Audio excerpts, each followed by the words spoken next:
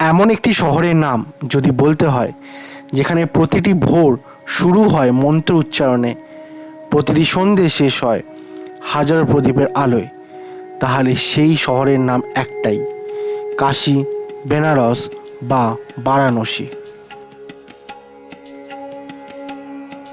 গঙ্গা নদীর দুই শাখা নদী বরুণা ও অসির মাঝখানের অংশ হচ্ছে বারাণসী। এটি শুধুমাত্র একটি শহর নয়, এটি একটি পবিত্র ভূমি যেখানে হাজার হাজার বছরের ইতিহাস, পৌরাণিক কাহিনী ও আধ্যাত্মিকতা আজও বেঁচে আছে মানুষের অটুট বিশ্বাসে। মানুষ বিশ্বাস করেন কাশী এমন এক ধাম যেখানে স্বয়ং মহাদেব চিরকাল বিরাজমান।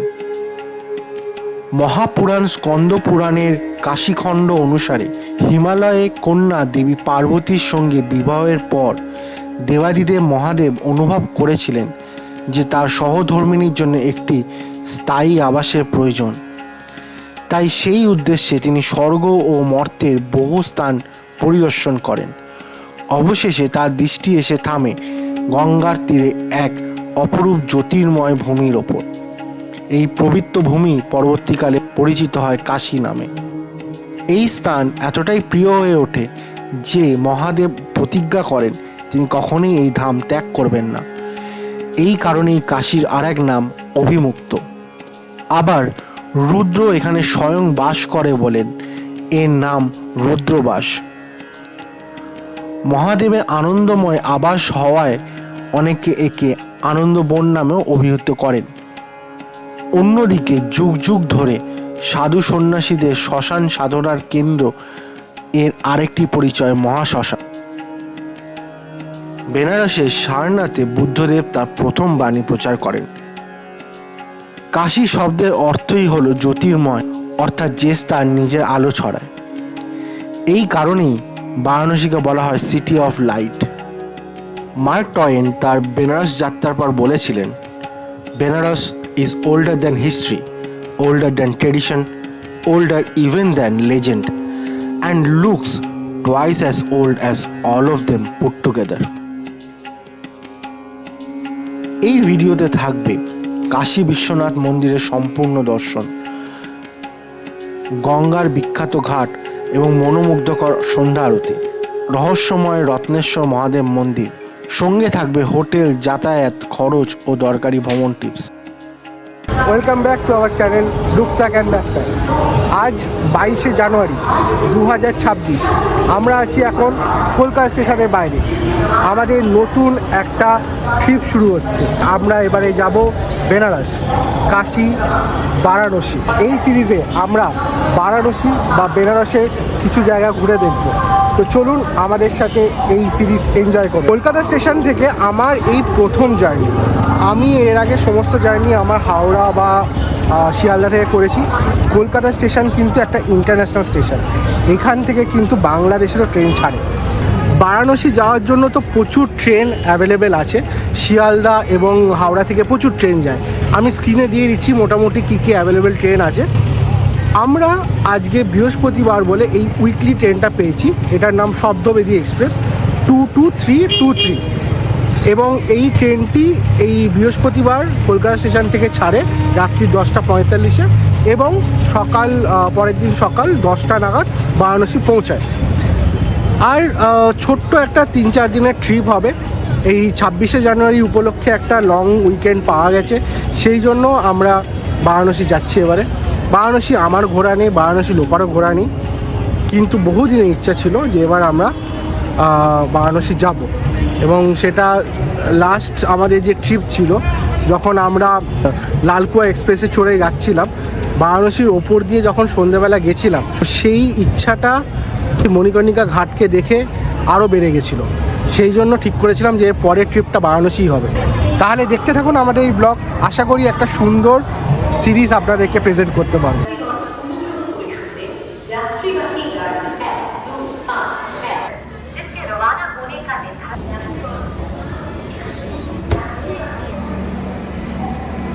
আমাদের পেছনে এই ট্রেন দিয়ে দিয়েছে 2223 শব্দভেদী এক্সপ্রেস। আর আমাদের এখন বাজে ওই 9:55 মতো, কিছুক্ষণের মধ্যেই আস্তে আস্তে ট্রেন ছাড়বে। আমাদের এবারে 3 এসিতে টিকিট আছে, আমাদের B2-তে সিট পড়েছে 48 আর 56 মোস্টলি, তাই তো? হ্যাঁ, 56 আর 48। এই জায়গাটা যাওয়ার ইচ্ছা অনেক দিনের ছিল, কিন্তু ওই আর কি যতক্ষণ না ডাক আসে ততক্ষণ তো যাওয়া হয় না। আর লোপারও খুব যাওয়ার ইচ্ছা ছিল। এইটা আমাদের কিন্তু দ্বিতীয় জ্যোতির্লিঙ্গ দর্শন। এর আগে কেদারনাথ দর্শন আমরা করেছি, সেই ভিডিও আমাদের চ্যানেলে রয়েছে, আমি ডেসক্রিপশানে এবং এই ওপরে আই বাটনে লিঙ্ক দিয়ে দেবো, প্লিজ দেখবেন। তো লোপার কাছে ফিরবো, কেমন লাগছে? ভালো লাগছে, ভোলেনাথের কাছেই যাচ্ছে, সো হোপফুলি ফিঙ্গার ক্রসড যে ভালো মতো দর্শন হবে, ভালো করে ঘুরতে পারি। আর অনেক রিলস দেখেছি, so we want to explore, let's C.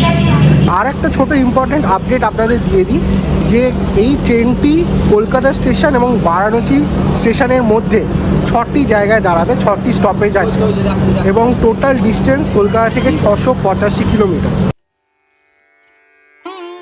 October থেকে মার্চ মাস বারাণসী ঘোরবার জন্য মনোরম সময়।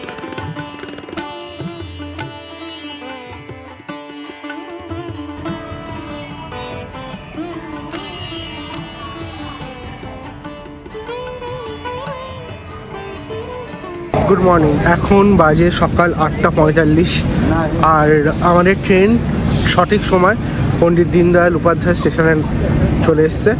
তো হোপফুলি কারেক্ট টাইমে আমাদের ট্রেন 10টা নাগাদ ওই বারাণসীতে পৌঁছেও যাবে।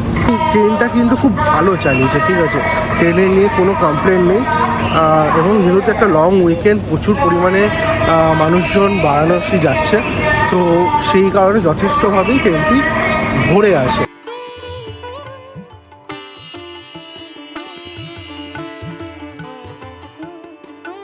নির্দিষ্ট সময় থেকে 10 মিনিট আগে আমাদের ট্রেন বারাণসী জাংশনে পৌঁছে দিয়েছে। এখন ওই 9:50 মতো বাজে, 10টায় পৌঁছাবার কথা ছিল।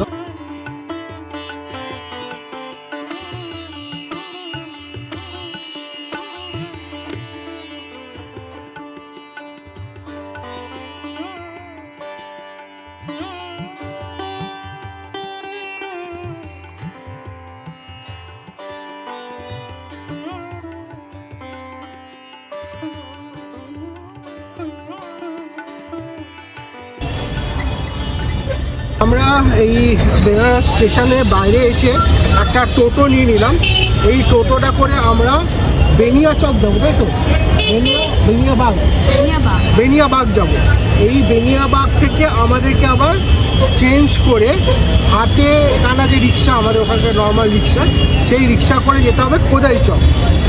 তারপর আই থিঙ্ক ওখান থেকে আমাদেরকে হেঁটে যেতে হবে। বেনারস স্টেশন থেকে গোদলিয়া চক অবধি ডাইরেক্ট কেবল কার দিয়ে কানেক্ট করার কাজ চলছে, তাই আপাতত স্টেশন থেকে ডাইরেক্টলি যাওয়া যাচ্ছে না। কিছুটা অটো, কিছুটা রিক্সা আর কিছুটা হেঁটে যেতে হচ্ছে। তো আমরা, এটা কি ছিল? বেনিয়াবাগ। জানি না কেন এই নামটা আমার কিছুতেই মনে থাকছে না। আমরা বেনিয়াবাগ নামলাম এবং এখান থেকে আমরা এই রিক্সাতে উঠে গেছি। এটা আমাদের কোদাই চক নেওয়া হবে।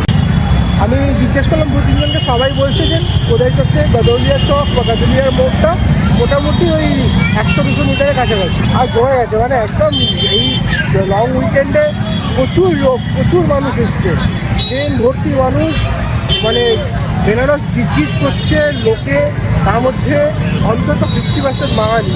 হ্যাঁ, তো মানে বেশ ভালো লাগছে, একদম শীতের দিনে বেনারস জমে গেছে।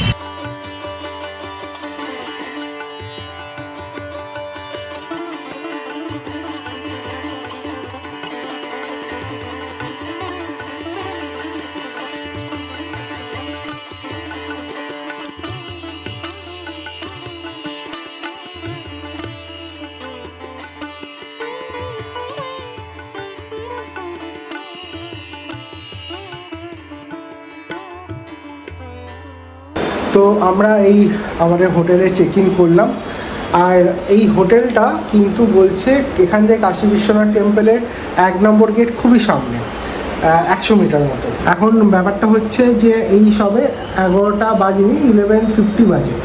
তো আমাদের 2টো থেকে 3টে হচ্ছে শুভম দর্শনের জন্য টিকিট কাটা আছে। তো আমরা এখন একটু ফ্রেশন আপ হয়ে স্নান করে আমরা দর্শনের জন্য যাব। আচ্ছা, তার আগে আমি একটু তোমাদেরকে ছোট করে হোটেলে আমাদের রুমটা দেখিয়ে দিই। এইখানে একটা সোফা আছে যেখানে লোপা বসে আছে, এইখানে একটা পেন্টিং, এসি আছে, এসি এখন তো লাগছে না। এই হচ্ছে বেড, এই বেড, এখানে একটা ওয়ার্ডরোব আছে, এখানে টিভি আছে, এখানে সাইড টেবিলস আছে দুটো, এইদিকে একটা এইদিকে একটা। আচ্ছা, এইখানে একটা ছোট ওই টি টেবিল মতো আছে, টি টেবিলটা সুন্দর দেখতে। আর এই একটা মিরর আছে, হ্যাঁ।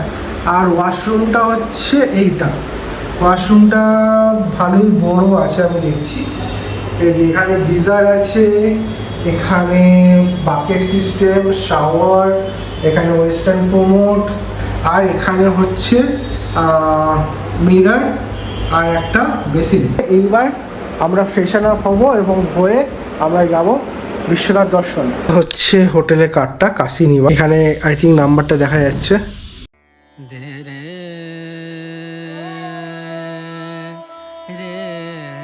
এখন 12:30 বাজে। আমরা আমাদের হোটেলে চেক ইন করে স্নান করে রেডি হয়ে এখন বেরোচ্ছি। তো আমাদের ওই 2টো থেকে আছে বাবা বিশ্বনাথের শুভম দর্শন।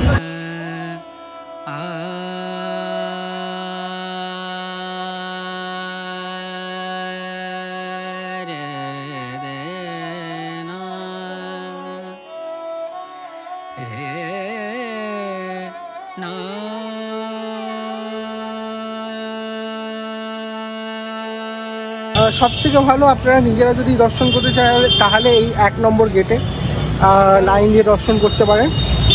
আর না হলে আমি বলবো খুব সুন্দরভাবে অনলাইনে টিকিট কাটা যায়।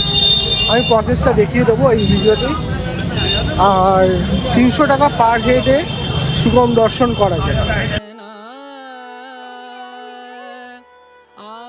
গুগলে গিয়ে সার্চ করে নিন কাশী বিশ্বনাথ শুভম দর্শন দিয়ে।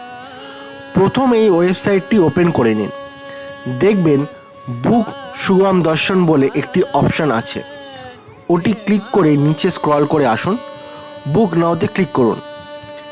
নিউ ইউজারদের রেজিস্টার করতে হবে ইমেল আইডি ও পাসওয়ার্ড দিয়ে। লগ ইন করার পর ড্যাশবোর্ডে এসে বুক পূজা বা দর্শনে ক্লিক করুন, চেক অ্যাভেলেবিলিটিতে ক্লিক করুন। স্ক্রল করে নিচে এসে দর্শনের টাইপ থেকে শুভম দর্শন, ডেট এবং কতজন অ্যাডাল্ট ও কতজন চাইল্ড সেটি সিলেক্ট করে নিন। এরপরই আপনারা পেয়ে যাবেন পেমেন্ট অপশান। শুভম দর্শনে 300 টাকা পার পারসন লাগে।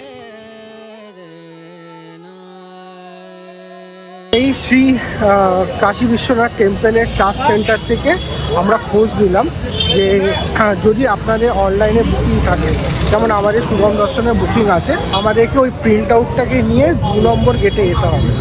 2 নম্বর গেটে আমাদের তো গিয়ে প্রিন্ট আউটটা দেখালে আমাদের সাথে যে ব্যাগ বা ক্যামেরা, ফোন ইত্যাদি আছে সেগুলো জমা দেওয়া যেতে পারে এবং সেখান থেকে আমরা বেসিক্যালি প্রসাদও পেয়ে যাব।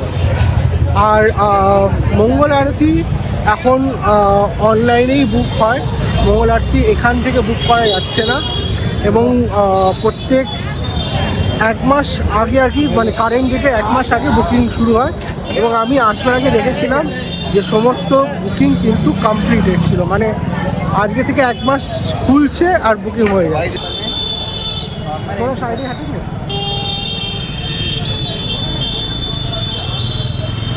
এই হচ্ছে কাশী বিশ্বনাথের 4 নম্বর গেট। আর আমরা এখন যাব 2 নম্বর গেটে। 2 নম্বর গেটে এই শুভম দর্শনের জন্য সমস্ত কিছু জমা রাখা হচ্ছে। বাঙালি সেকেন্ড হোম বারাণসী। মন্দিরের অভাব নেই বারাণসীতে। পথে ঘাটে গলিতে সাধারণ অসাধারণ নানান মন্দির দেখতে পাবেন। কাশীর রাস্তাঘাট সেও যেন গোলক ধাঁধা, যত মানুষ তত গলি আর ততই দোকানপাট। আমরা 2 দিন বিশ্বনাথ দর্শন করেছিলাম। প্রথম দিন 2 নম্বর গেট দিয়ে গিয়ে ব্যাগ জমা করেছিলাম, যার জন্য আমাদের অনেকটাই ঘুরতে হয়েছিল। দ্বিতীয় দিন আমরা ব্যাগটি ট্রাস্ট সেন্টারের লকারে জমা রেখেছিলাম ও 4 নম্বর গেট দিয়ে প্রবেশ করেছিলাম। এতে অনেক সহজেই আপনারা দর্শন করতে পারবেন। আপনাদের এই দুটো এক্সপিরিয়েন্সই এই ভিডিওতে দেখাবো, আর পার্সোনাল এক্সপিরিয়েন্স থেকে সাজেস্ট করব সেকেন্ড ডের প্ল্যানটা ফলো করুন। তো এখানে এই যে স্টলসগুলো আছে, এই স্টলেও আপনারা চাইলে আপনাদের লাগেজ মানে আপনাদের যে ব্যাগ বা ফোন সেগুলো রাখতে পারেন। বা যেহেতু আমরা শুভম দর্শনের জন্য টিকিট কেটে এনেছি, তো আমাদের 2 নম্বর গেটে ডেডিকেটলি শুভম দর্শন যারা করবেন তাদের জন্য লকার আছে। তো আমরা 2 নম্বর গেটে গিয়ে সেখানে আমাদের লকারে আমাদের সমস্ত কিছু রেখে আসবো। দ্বাদশ জ্যোতির্লিঙ্গের অন্যতম পবিত্র এই মন্দিরকে শুধু উত্তরপ্রদেশ নয়, সমগ্র ভারতবর্ষের অন্যতম শ্রেষ্ঠ শৈব তীর্থ হিসেবে গণ্য করা হয়। প্রচলিত বিশ্বাস অনুযায়ী এই মন্দিরে একবার ভক্তি ভরে মহাদেবের দর্শন লাভ করলেই অশেষ পুণ্য লাভ হয়। শতাব্দীর পর শতাব্দী ধরে অসংখ্য সাধক, দার্শনিক ও মহাপুরুষ এই মন্দিরে এসে প্রণাম নিবেদন করেছেন। ইতিহাসে লেখা রয়েছে আদিগুরু শঙ্করাচার্য, স্বামী বিবেকানন্দ, শ্রীরামকৃষ্ণ পরমহংসদেব, গোস্বামী স্বামী তুলসী দাস, মনীষী দয়ানন্দ সরস্বতী ও গুরু নানক দেব সকলেই কোনো না কোনো সময় এই পবিত্র ধামে উপস্থিত হয়েছিলেন। 2021 সালে উদ্বোধন করা হয় আধুনিক কাশী বিশ্বনাথ করিডোর। এই করিডোরের মাধ্যমে গঙ্গার ঘাট থেকে সরাসরি মন্দির পর্যন্ত পৌঁছানো অনেক সহজ হয়েছে। প্রশস্ত পথ, উন্নত পরিকাঠামো এবং সুন্দর নকশার জন্য করিডোর বর্তমান বারাণসীর অন্যতম দর্শনীয় আকর্ষণ। আমাদের শ্রী বিশ্বনাথের দর্শন শেষ হয়েছে, কমপ্লিট হয়েছে। অ্যাডভাইস করব আপনারা যদি আসেন তাহলে ব্যাগ আনবেন না। ব্যাগের জায়গায় আপনারা শুধুমাত্র মোবাইলটা নিয়ে আসুন, মোবাইল পয়সার ব্যাগ। যদি আপনি ব্যাগ নিয়ে আসেন, ব্যাগ রাখতে কিন্তু আপনাকে এই গঙ্গা সামনে যে করিডোর আছে, এই করিডোরে এইখানে শুভম দর্শনে আলাদা কাউন্টার আছে যেখানে আপনি ব্যাগ রাখতে পারবেন। ব্যাগ না আনলে আপনি যদি খালি ফোন নিয়ে আসেন তাহলে এই গেট নম্বর 1 দিয়ে ঢুকতে পারেন বা গেট নম্বর 4 দিয়ে পেছন দিক দিয়ে ঢুকে যাবেন এবং ওখানে বিনা পয়সায় আপনি ফোন রাখতে পারবেন।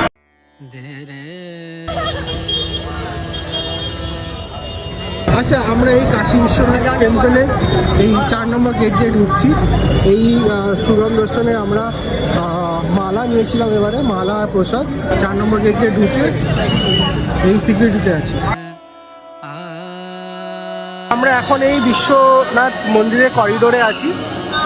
তো যে ব্যাপারটা আমরা বুঝলাম সেটা একটু তোমাদের বলি। আমরা যদি তোমরা শুভম দর্শনের জন্য টিকিট কাটো তাহলে যে হেলথ সেন্টার আছে, ট্রাস্টের যে হেলথ সেন্টার, ওই গদিলা চকের থেকে একটু এগোলে ওখানে গিয়ে প্রথমে এই প্রিন্ট আউটটা দেখিয়ে এই একটা প্রসাদ পাওয়া যায়, এই প্রসাদটা নিয়ে নেবে। আমরা একটা মালাও চুজ করেছিলাম রুদ্রাক্ষে, তাই এই মালাটাও পেয়েছি। আর এইটা নিয়ে আমরা এই গেট নাম্বার 4 দিয়ে ঢুকে গেছি। এখানে আলাদা কোনো লাইন দিতে হয় না এই শুভম দর্শনের জন্য, এবং এই করিডোর অবধি তুমি চলে আসতে পারো ফোন নিয়ে। ব্যাগ থাকলে সেটা ওই লকারে, মানে যেখানে হেলথ সেন্টার আছে ওই লকারে ছোট একটা ব্যাগ থাকলে, ক্যামেরা থাকলে ওখানে রাখতে পারো। আর ফোন তোমার এই অবধি অ্যালাউ। এইখানে তোমার লকার আছে, নিঃশুল্ক লকার, যেখানে তুমি ফোন রাখতে পারো। প্রাচীনকালে এই মন্দির বিশ্বেশ্বর মন্দির নামে বেশি পরিচিত ছিল, কিন্তু শত শত বছরে ইতিহাসে একাধিকবার বিদেশি আক্রমণের শিকার হতে হয়েছে এই পবিত্র ধামকে। 1194 সালে মোহাম্মদ ঘুরির আক্রমণে মন্দির ক্ষতিগ্রস্ত হয়। পরবর্তীকালে 1505 থেকে 1515 সালে সিকান্দার লোদির শাসন সময়েও এটিকে ধ্বংস করা হয়। এরপরে মোগল সম্রাট আকবরের সময় 1585 সালে রাজা মান সিংহ এবং রাজা টোডরমল যৌথভাবে মন্দিরকে পুনর্নির্মাণ করেন, কিন্তু সেই শান্তিও দীর্ঘস্থায়ী হয়নি। 1669 সালে সম্রাট ঔরঙ্গজেব আবার এই মন্দিরটি ধ্বংসের নির্দেশ দেন। অবশেষে 1780 সালে ইন্দোরের মহিষী রানী অহল্যাবাই হোলকার বর্তমানে কাশী বিশ্বনাথ মন্দিরটি নির্মাণ করেন। আজ আমরা যে মন্দির দর্শন করি সেটি তারই নির্মিত।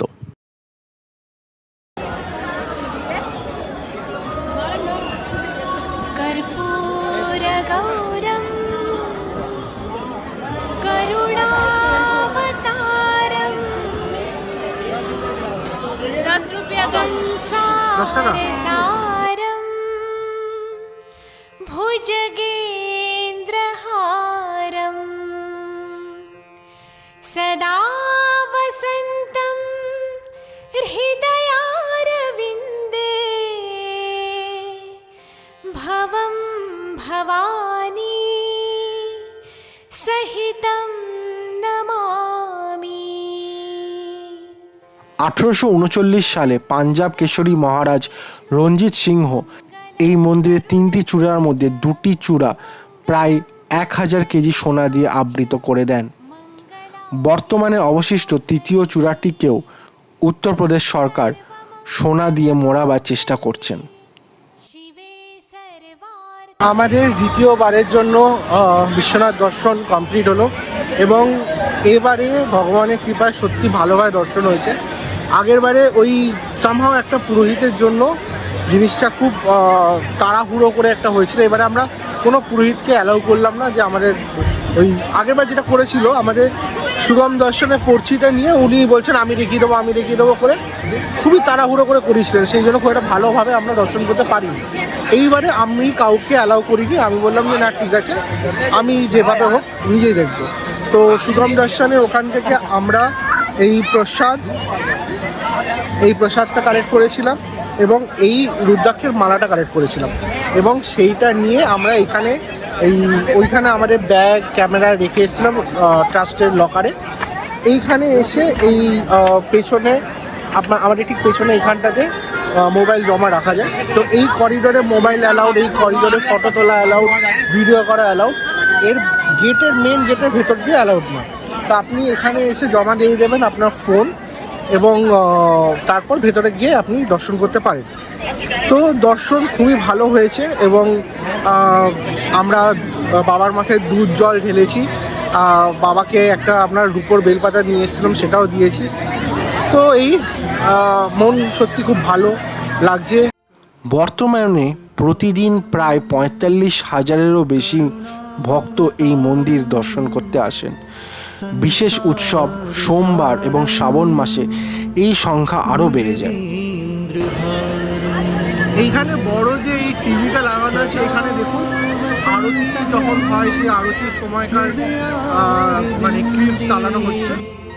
भवं भवानी सहितं नमामि कर्पूरगौरं करुणावतारं संसारसारं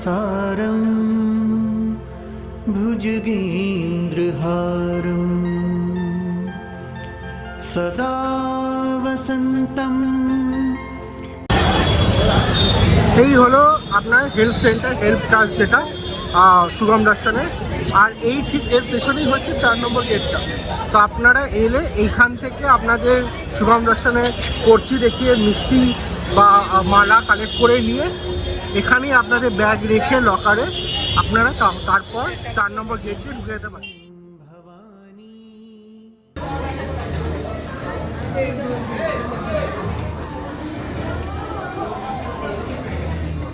আমরা এই কাশী করিডোরে এখানে একটা ভোজনালয় আছে, এখানে আমরা একটু খেতে এসেছি। একটা ভেজ ধোসা অর্ডার করেছে রূপা, আমি একটা ভেজ চাউমিন অর্ডার করেছি।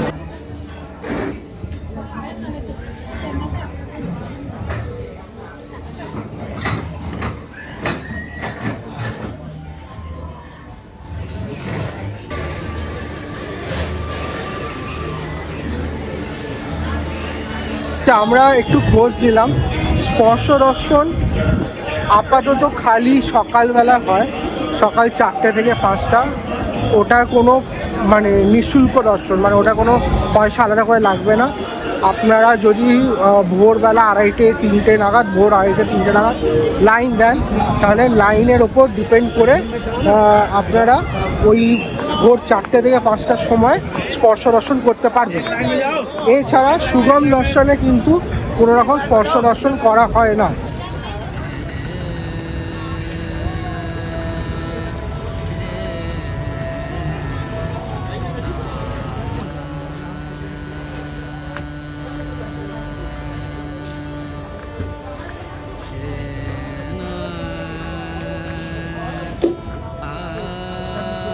লাগে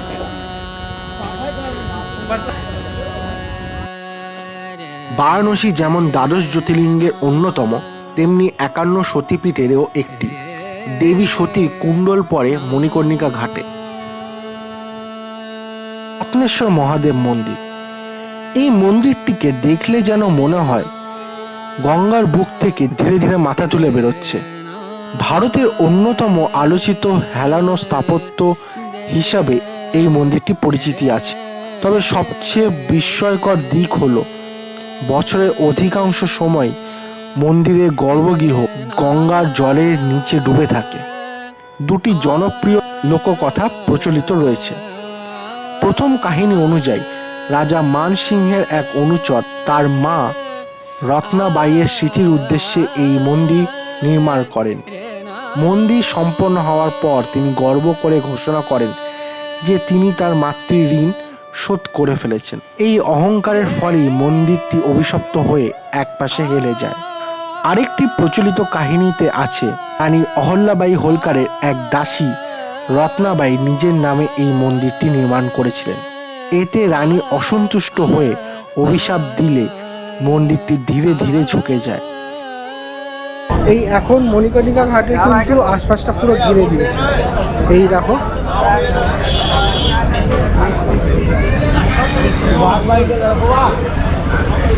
নতুন করে এই ঘাটটাকে এবং এখানে যে দাহ কার্য হয় সেই শ্মশান চত্বরটা নতুন করে এখানে তৈরি করা হচ্ছে।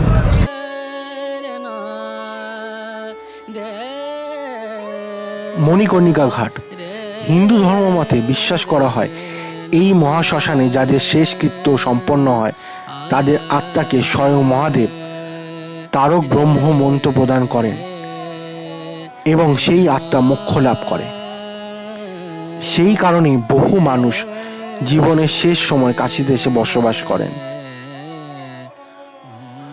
লোক বিশ্বাস অনুসারে মাতা সতীর কানের অলংকার বা মণিকুণ্ডল এই স্থানেই পড়ে গেছিল, সেইখান থেকে এর নাম মণিকর্ণিকা।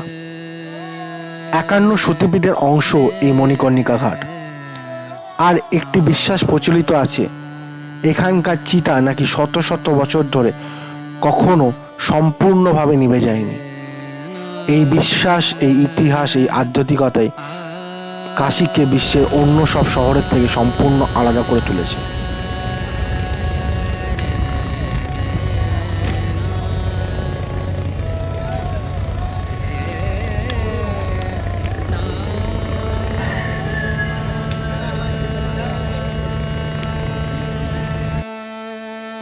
ঘাটের পাশেই রয়েছে মণিকর্ণিকা কুণ্ড। প্রচলিত আছে স্বয়ং ভগবান বিষ্ণু তার চক্র দিয়ে এই কুণ্ড খনন করেছিলেন। তো এই হচ্ছে মণিকর্ণিকা ঘাটের কারেন্ট সিচুয়েশন। আর এটা বলে, যেটা আপনারাও জানেন, যে মণিকর্ণিকা ঘাটে কিন্তু সারাক্ষণ চিতা জ্বলতে থাকে। মহাদেবের একটা অভিশাপ আছে এখানে যে এই ঘাট কখনোই খালি থাকবে না, সব সময় এই ঘাট 24 ঘন্টা চিতা জ্বলতে থাকে। এবং একটা আশীর্বাদও আছে মহাদেবের যে এই ঘাটে যার শেষ কার্য সম্পন্ন হবে তিনি মোক্ষ লাভ করবেন, তাকে আর এই জন্ম মৃত্যুর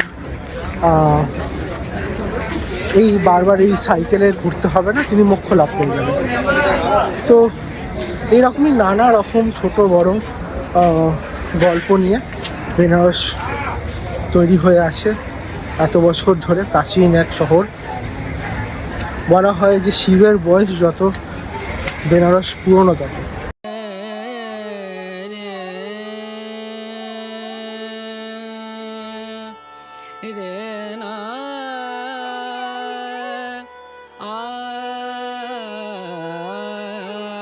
বারাণসীর পরিচয় শুধু তার মন্দিরের মধ্যেই সীমাবদ্ধ নয়।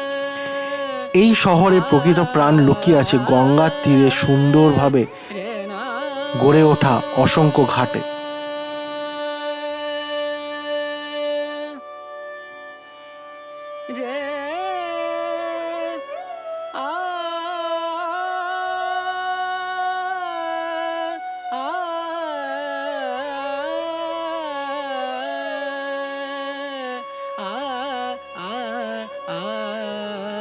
কথিত আছে এখানে প্রায় 84টি ঘাট রয়েছে। প্রত্যেকটা ঘাটেই রয়েছে নিজস্ব ইতিহাস।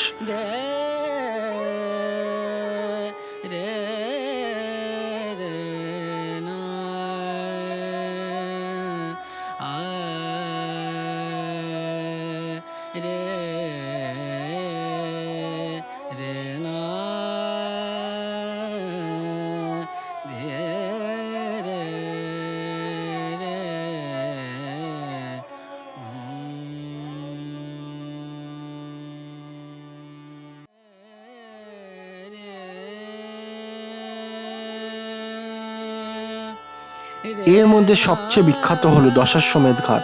প্রবাদ অনুসারে সৃষ্টিকর্তা ব্রহ্মা এই স্থানে 10টি অশ্বমেধ যজ্ঞ করেন। সেখান থেকেই এই ঘাটটার নাম হয় দশাশ্বমেধ। এখন 4:30 মতো বাজে। এই আমরা দশাশ্বমেধ ঘাটে পৌঁছালাম। পেছনে দেখতে পাচ্ছ দশাশ্বমেধ ঘাটের ফলকটা রাখা আছে। আর অলরেডি কিন্তু যথেষ্ট ভিড় চলে এসছে। তো এখানে যেমন হয় যে আপনারা চাইলে এই বোটে করেও আরতি দেখতে পারেন বা এখানে বসেও আরতি দেখতে পারেন। चाय पी रहे हैं, खाने का सामान खा रहे हैं, तो ये सत्य मना है, इस बात का ध्यान रखेंगे। कोई भी व्यक्ति ऐसी मानी गई है, बैरिकेडिंग लगाई गई है, इनके अंदर कोई भी व्यक्ति बिना परमिशन के आगे नहीं बैठेगा। जो भी श्रद्धालु भगवती माता की आरती का पूजन संकल्प करना चाहते हैं। আচ্ছা, আমরা এখন এই দশাশ্বমেধ ঘাটের আরতি দেখার জন্য এসেছি। এই সামনে ঠিক এখানে আরতিটা হবে। আমরা বোটে উঠেছি, এটা শেয়ারেবল বোট। এখানে আরতি দেখাবার জন্য এই বোটগুলো বেঁধে রেখেছে। পার হেড 200 টাকা করে নিল।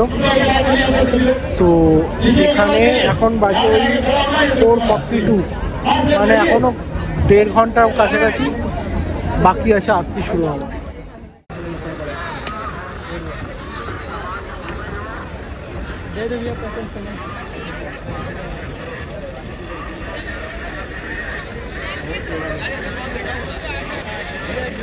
এখন প্রায় 5টা বাজে, মানে শুরু হতে প্রায় এখনো 1 ঘন্টার উপর বাকি, কিন্তু বেশ ভিড় হয়ে গেছে।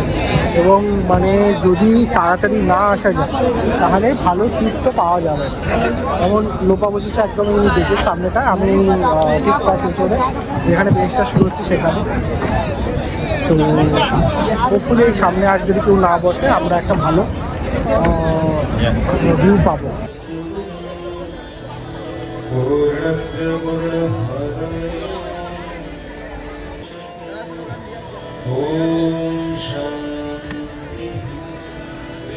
প্রতিদিন সন্ধ্যায় দশাশ্বমেধ ঘাটে অনুষ্ঠিত হয় সন্ধ্যা আরতি, যা দেখতে হাজার হাজার মানুষ ভিড় করেন।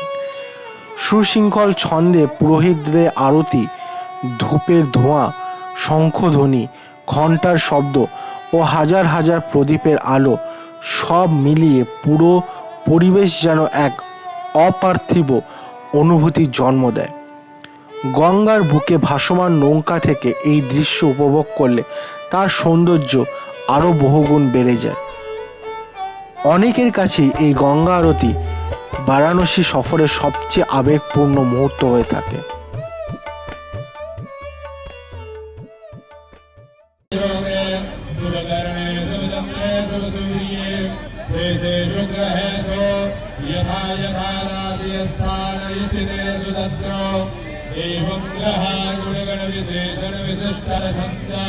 हत्या बहुभिर्ब्राह्मणैः सह रामेश्वरी गंगा देवी पूजना अच्युतं केशवं राम नारायणं अच्युतं केशवं राम नारायणं अच्युतं केशवं राम नारायणं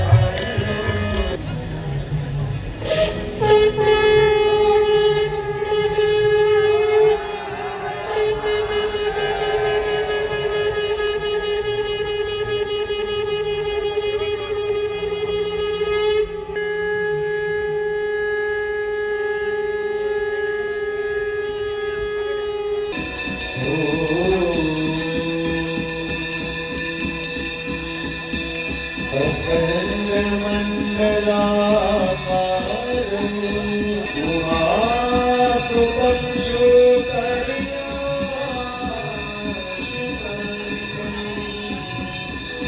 नमामि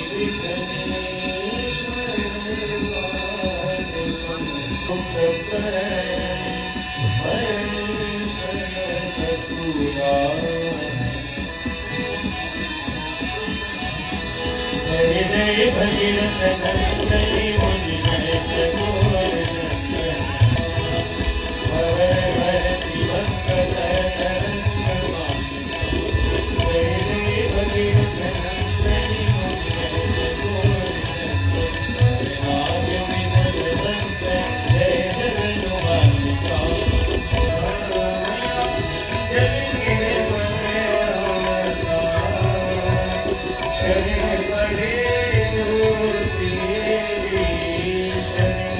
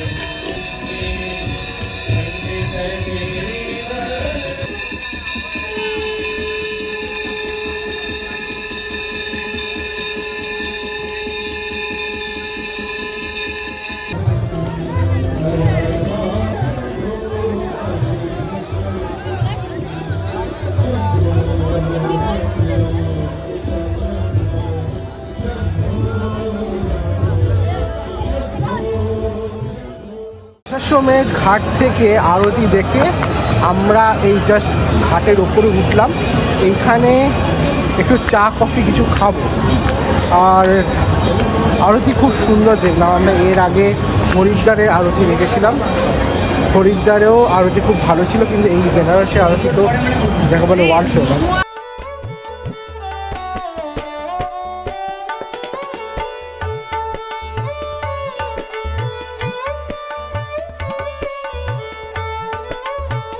বেনারস হচ্ছে বাঙালিদের দ্বিতীয় বাড়ি, দ্বিতীয় হোম, সেকেন্ড হোম।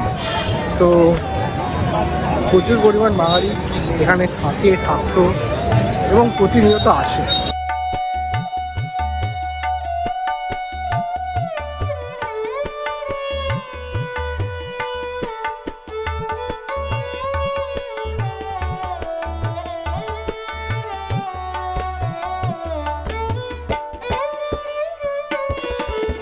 বেনারসের সন্ধ্যায় আমি আর লোকা ঘুরে বেড়াচ্ছি। আজকে সরস্বতী পুজো, সরস্বতী পুজোর ট্রেডিশন আমরা মেনটেন করেছি, শাড়ি এবং পাঞ্জাবি পরে।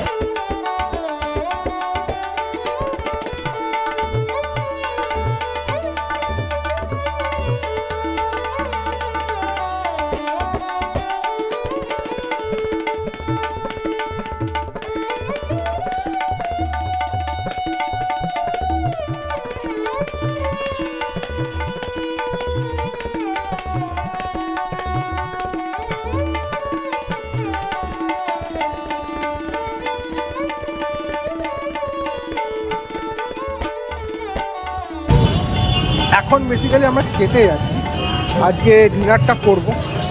তো আমাদের হোটেল থেকে গাদলিয়া চক বলুন বা আমাদের হোটেল থেকে বাবা বিশ্বনাথের মন্দির বলুন, খুব কাছে, খুবই কাছে।